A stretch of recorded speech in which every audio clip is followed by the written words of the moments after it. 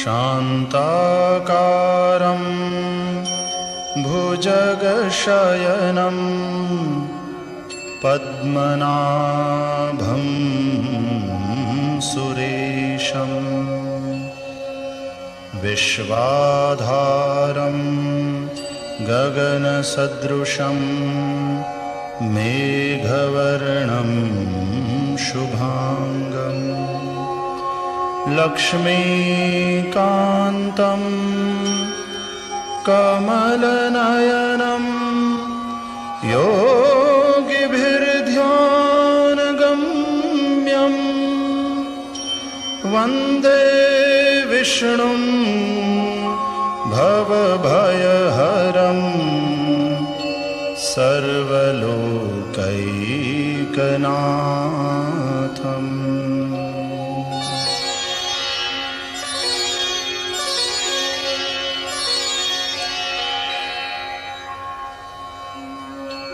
ओम श्री परमात्मने नमः। अथ श्री विष्णु सहस्रनाम स्तोत्रम् यस्य स्मरणमात्रेण जन्म संसार बन्धनात् विमुच्यते। नमस्तस्मै विष्णवे प्रभविष्णवे। नमः समस्तभूतानां आदिभूताय भूभृते अनेकरूपरूपाय विष्णवे प्रभविष्णवे। वैशम्पायन उवाच श्रुत्वा धर्मान् शेषेण पावनानि च सर्वशः युधिष्ठिरः शान्तनवं पुनरेवाभ्यभाषत। युधिष्ठिर उवाच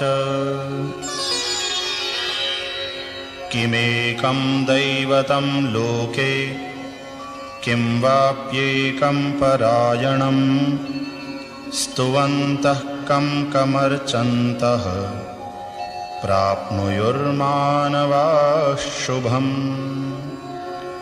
को धर्मः सर्वधर्माणां भवतः परमो मतः किं जपन्मुच्यते जन्तुर्जन्म संसार बन्धनात्। भीष्म उवाच जगत्प्रभुं देवदेवम् अनन्तं पुरुषोत्तमं स्तुवन्नाम सहस्रेण पुरुषः सततोत्थितः। तमेव चार्चयन् नित्यं भक्त्या पुरुषमव्ययं ध्यायन् स्तुवन् नमस्यंश्च यजमानस्तमेव च। अनादिनिधनं विष्णुं सर्वलोकमहेश्वरं लोकाध्यक्षं स्तुवन्नित्यं सर्वदुःखातिगो भवेत्। ब्रह्मण्यं सर्वधर्मज्ञं लोकानां कीर्तिवर्धनं लोकनाथं महद्भूतं सर्वभूतभवोद्भवम्।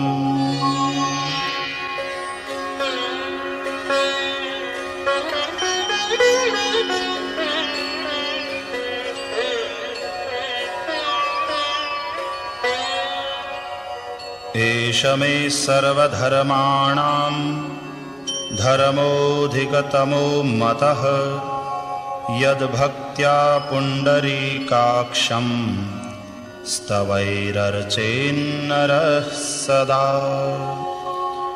परमं यो महत्तेजः परमं यो महत्तपः परमं यो महद्ब्रह्म परमं यः परायणम्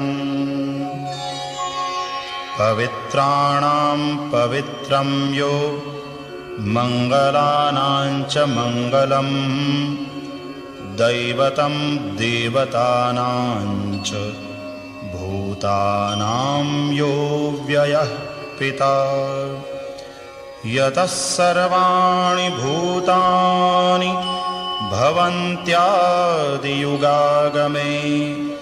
यस्मिंश्च प्रलयं यान्ति पुनरेव युगक्षये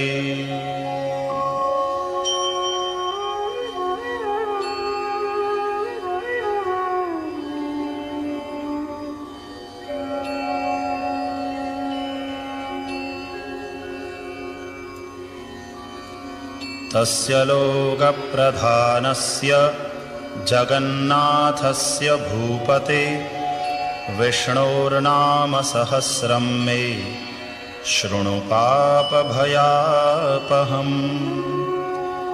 यानि नामानि गौणानि विख्यातानि महात्मनः ऋषिभिः परिगीतानि तानि वक्ष्यामि भूतये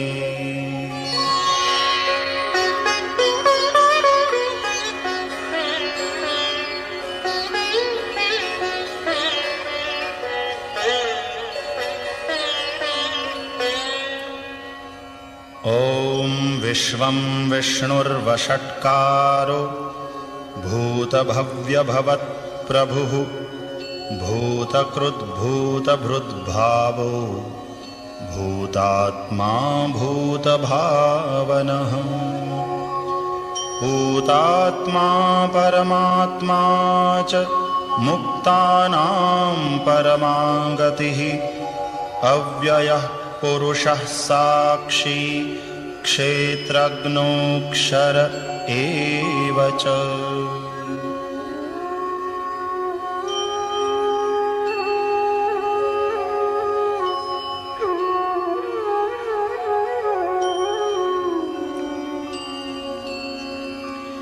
योगो योगविदां नेता प्रधानपुरुषेश्वरः नारसिंहवपुः श्रीमान् केशवः पुरुषोत्तमः सर्वः शर्वः शिवः स्थाणुः भूतादिर्निधिरव्ययः सम्भवो भावनो भर्ता प्रभवः प्रभुरीश्वरः स्वयंभूः शम्भुरादित्यः पुष्कराक्षो महास्वनः अनादिनिधनो धाता विधाता धातुरुत्तमः अप्रमेयो ऋषिकेशः पद्मनामो मरप्रभुः विश्वकर्मा मनुस्त्वष्टा स्थविष्ठः स्थविरो ध्रुवः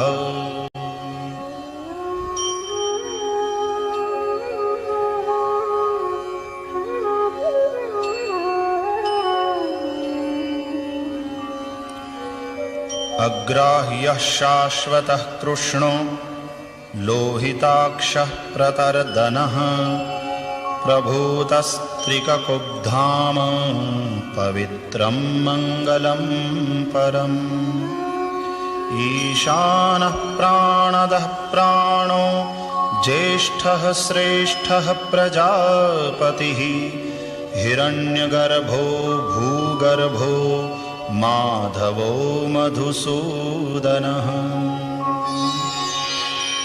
ईश्वरो विक्रमी धन्वी मेधावी विक्रमः क्रमः अनुत्तमो दुराधर्षः कृतज्ञः कृतिरात्मवान् सुरेशः शरणं शर्मा विश्वरेताः प्रजाभवः अहः संवत्सरो व्यालः प्रत्ययः सर्वदर्शनः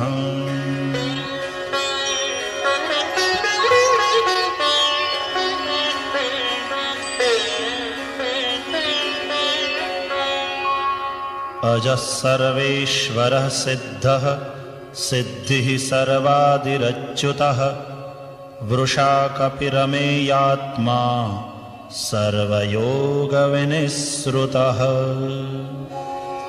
वसुर्वसुमनाः सत्यः समात्मा संमितः समः अमोघः पुण्डरीकाक्षो वृषकर्मा वृषाकृतिः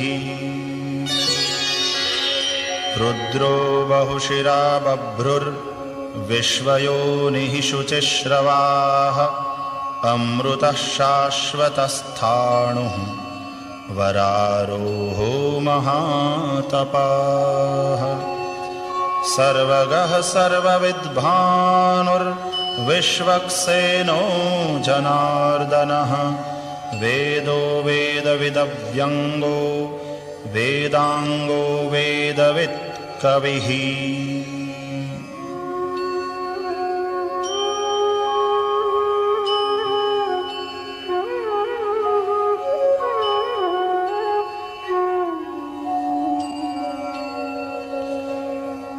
लोकाध्यक्षः सुराध्यक्षो धर्माध्यक्षः कृताकृतः चतुरात्मा चतुर्व्यूहः चतुर्द्रंष्ट्रश्चतुर्भुजः भ्राजिष्णुर्भोजनं भोक्ता सहिष्णुर्जगदादिजः अनघो विजयो जेता विश्वयोनिः पुनर्वसुः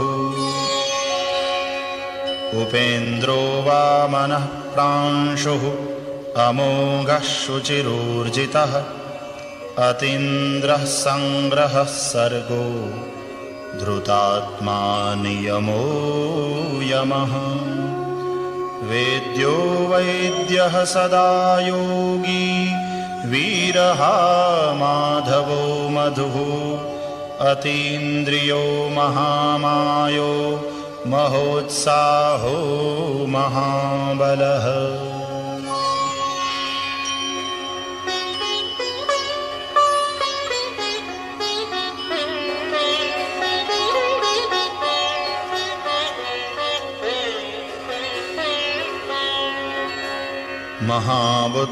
महाबुद्धिर्महावीर्यो महाशक्तिर्महाद्युतिः अनिर्देश्य वपुः श्रीमान् अमेयात्मा महादृधृक् महेश्वासो महीभर्ता श्रीनिवासः सतां गतिः अनिरुद्धः सुरानन्दो गोविन्दो गोविदाम्पतिः मरीचिर्दमनो हंसः सुपर्णो भुजगोत्तमः हिरण्यनाभः सुतपाः पद्मनाभः प्रजापतिः अमृत्युः सर्वदृक्सिंहः सन्धाता सन्धिमान् स्थिरः अजो दुर्मर्षणः शास्ता विश्रुतात्मा सुरारिः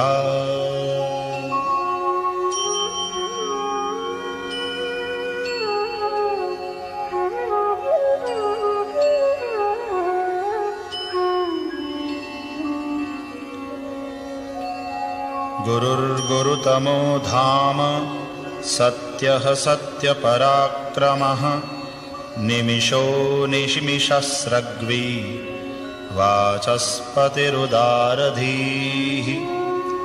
अग्रणीर्ग्रामणीः श्रीमान् न्यायो नेता समीरणः सहस्रमूर्धा विश्वात्मा सहस्राक्षः सहस्रपात् आवर्तनो निवृत्तात्मा संवृतः संप्रमर्दनः अहः संवर्तको वह्निः अनिलो धरणीधरः सुप्रसादः प्रसन्नात्मा विश्वधृग् विश्वभुग् विभुः सत्कर्ता सत्कृतः साधुर्जह्नुर्नारायणो नरः।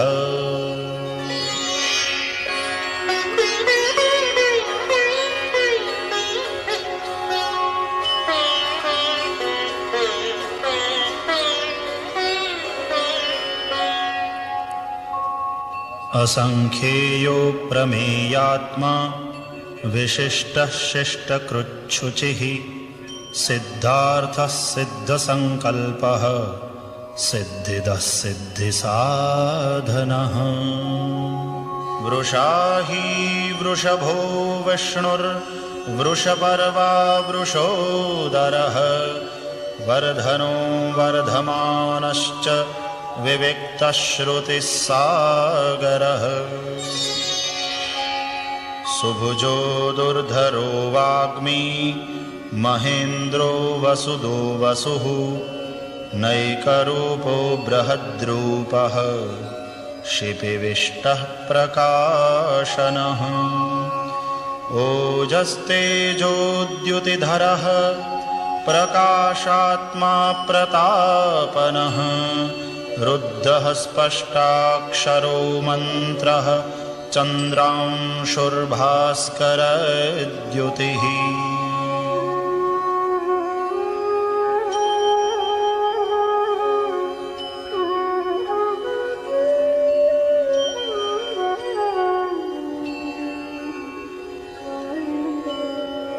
अमृतांशूद्भवो भानुः शशबिन्दुः सुरेश्वरः औषधं जगतः सेतुः सत्यधर्मपराक्रमः। भूतभव्यभवन्नाथः पवनः पावनो नलः कामः कामकृत्कान्तः कामः कामप्रदः प्रभुः। युगादिकृद्युगावर्तो नैकमायो महाशनः अदृश्यो व्यक्तरूपश्च सहस्रजिदनन्तजित्। इष्टो विशिष्टः शिष्टेष्टः शिखण्डी नहुषो वृषः क्रोधः क्रोधकृत्कर्ता विश्वबाहुर्महीधरः।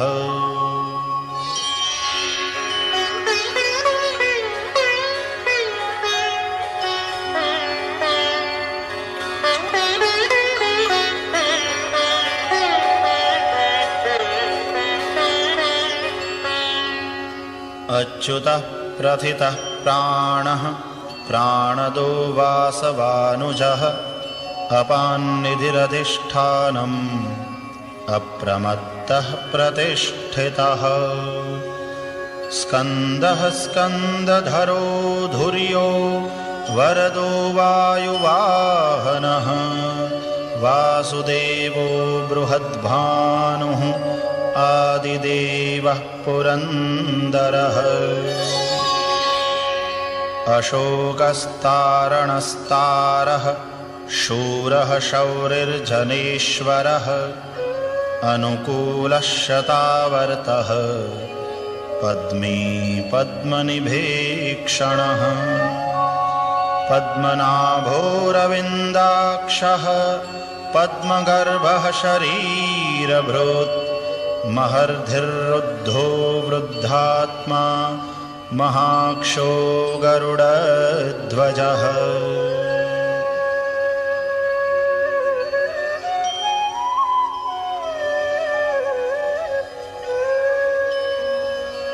अतुलः शरभो भीमः समयज्ञो हविर्हरिः सर्वलक्षणलक्षण्यो लक्ष्मीवान् समितिञ्जयः। विक्षरो रोहितो मार्गो हेतुर्दामोदरः सहः महीधरो महाभागो वेगवानमिताशनः। उद्भवः क्षोभणो देवः श्रीगर्भः परमेश्वरः करणं कारणं कर्ता विकर्ता गहनो गुहः व्यवसायो व्यवस्थानः संस्थानस्थानदो ध्रुवः परर्धिः परमः स्पष्टः तुष्टः पुष्टः शुभे क्षणः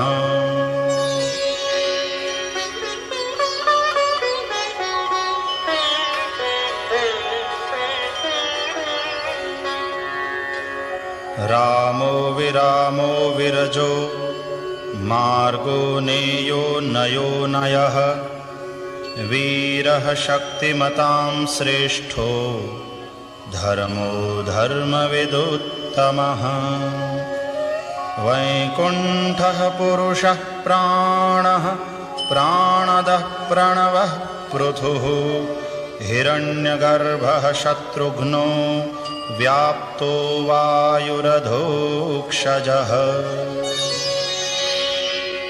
ऋतुः सुदर्शनः कालः परमेष्ठी परिग्रहः उग्रः संवत्सरो दक्षो विश्रामो विश्वदक्षिणः विस्तारस्थावरस्थाणुः प्रमाणं बीजमव्ययम् अर्थोऽनर्थो महाकोशो महाभोगो महाधनः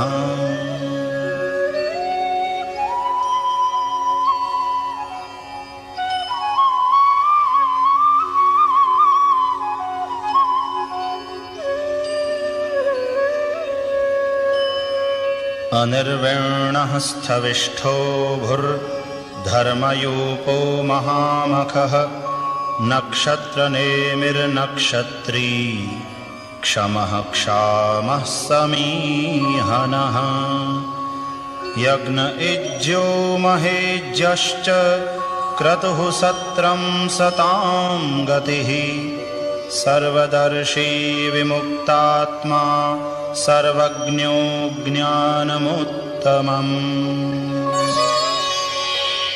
सुव्रतः सुमुखः सूक्ष्मः सुघोषः सुखदः सुहृत् मनोहरोजितक्रोधो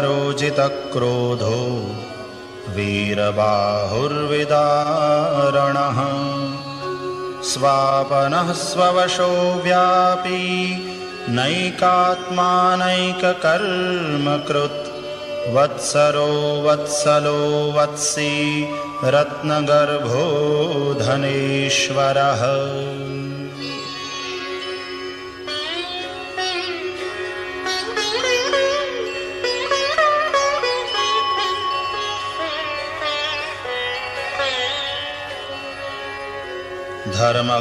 धर्मगुप्धर्मकृद्धर्मी सदसत्क्षरमक्षरम् अविज्ञाता सहस्रांशुः विधाता कृतलक्षणः गभस्तिनेमिः सत्त्वस्थः सिंहो भूतमहेश्वरः आदिदेवो महादेवो देवेशो देवभृद्गुरुः उत्तरो गोपतिर्गोप्ता ज्ञानगम्यः पुरातनः शरीरभूतभृद्भोक्ता कपीन्द्रो भूरिदक्षिणः सोमपोऽमृतपः सोमः पुरुजित्पुरुषोत्तमः विनयो जयः सत्यसन्धो दाशार्हः सात्वतां पतिः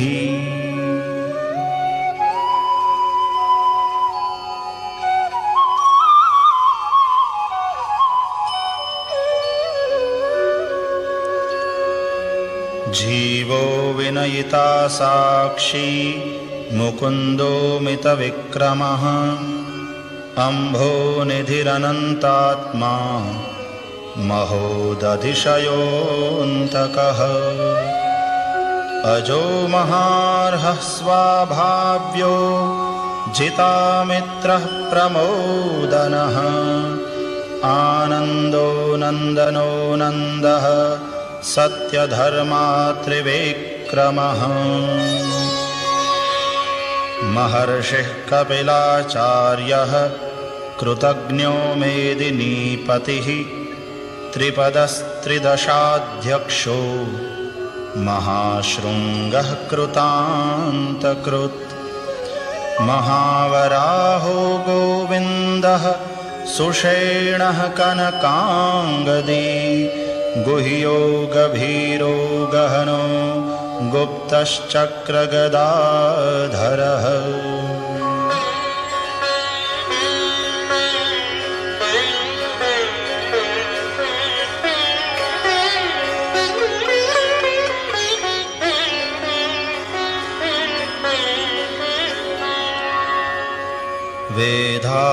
वेधास्वाङ्गोजितः कृष्णो दृढः सङ्कर्षणोच्युतः वरुणो वारुणो वृक्षः पुष्कराक्षो महामनाः भगवान् भगहानन्दी वनमाली हलायुधः आदित्यो ज्योतिरादित्यः सहिष्णुर्गतिसत्तमः सुधन्वा खण्डपरशुर्दारुणो द्रविणप्रदः दिवि स्पृक् सर्वदृग्व्यासो वाचस्पतिरयो निजः त्रिसामा सामगः साम निर्वाणं भेषजं विशक् सन्न्यासकृच्छमः शान्तो निष्ठा शान्तिः परायणः